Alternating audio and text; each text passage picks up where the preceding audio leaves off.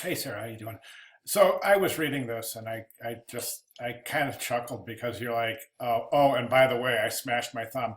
And I can't argue with that. I mean, how are you going to hold a pencil with a digit that doesn't work? It just doesn't work. And that's something we don't really ever think about in the digital realm, but it's pretty relevant. So I just kind of chuckled when you said that. I was like, oh wow, yeah, that's right. We use our fingers to hold pens and pencils, which I'm a traditional artist, but I don't hold enough. And I think that your comment right here is very, very interesting.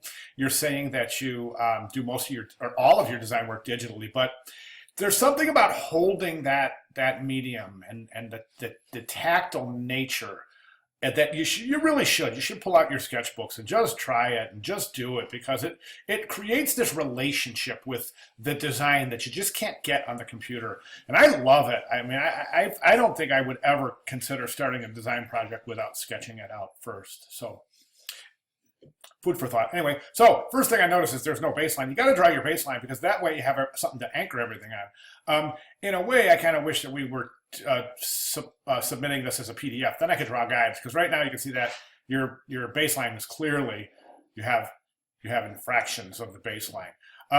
Your letters are pretty crooked, and it looks like you drew this freehand as opposed to tracing. So I would suggest that you trace it and really pay attention to craft here. Things like this are just so important. But like I said, I completely get it. As far as kerning goes, the letter spacing. Okay, you want remember the movements, the eye movements that we read about this week. That we I think they're called saccadic movements, and they move. The eye moves in groups on the page, not words at a time, and not letters in a word, and not words in a paragraph or in a sentence where it says like 5, 6 words at a time. And that's how we read. We make these jumps. And if the words aren't kerned correctly, the jumps get interrupted, and because the I will notice 2 different groups of words. Like for example, like right now I'm seeing this Anna right here is it's separate. So that would cause a difficulty in reading. So that's why kerning is so important. So what do? This B and this A are too far. These should all be consistent. The distance between these.